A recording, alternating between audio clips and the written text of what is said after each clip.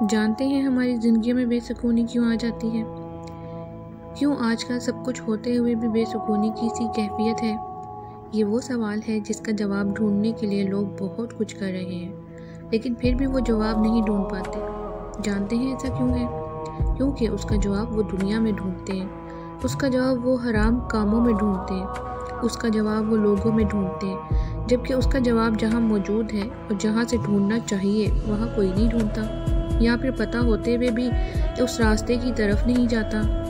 सूरह तौहा की आयत नंबर 124 में रब्बुल आलमीन फरमाते हैं कि जो मेरे जिक्र से मुंह मोड़ लेता है तो मैं उसकी ज़िंदगी को तंग कर देता हूँ। इस आयत में अल्लाह ताला ने बहुत वाज़ेह तौर पर फरमाया है कि जो मेरे जिक्र से, मेरी इबादत से रूगर्दानी करता है तो मैं उसका सुकून छीन लेता हूँ। और यकीन जाने मैं खुद इस बात को अपने साथ होते हुए देख चुकी हूँ कि जब जब मुझसे नमाज रह जाए, बाखुदा बेसुकूनी इतनी बुरी तरह मुतासिर करती है कि मुझे लगता है कि जैसे मेरे सर पर बहुत ज़्यादा बोझ है और मैं बेसुकून रहती हूँ। ये आयत इस बात की दलील है कि हमारी ज़िंदगियों में बेसुकूनी की बुनियाद हमारा रब्बुल आलमीन से, उसकी इबादत से दूर रहना है। मैं ये मान ही नहीं सकती कि कोई 5 वक़्त का नमाजी इंसान हो, कुरान की तिलावत करता हो और उसके बावजूद वो बेसुकून हो ही नहीं सकता।